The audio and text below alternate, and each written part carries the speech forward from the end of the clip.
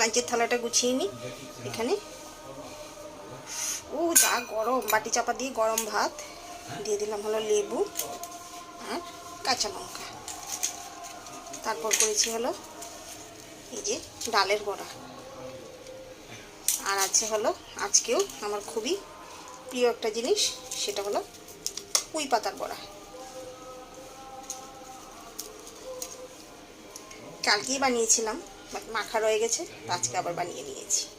আমার কিন্তু ভীষণ প্রিয়, তাই একটু বেশি করেই নিলাম। আর সেই সঙ্গে আছে হলো এই যে ঝিঙ্গা দিয়ে কাতলা মাছের তরকারি, আর হলো আলু কাঁচকলা ডালের বড়া দিয়ে তরকারি। ব্যাস এই হলো, পড়েই যাচ্ছে। এই হলো আজকে আমার লাঞ্চ মেনু। কেমন হয়েছে জানাবেন কিন্তু, হ্যাঁ।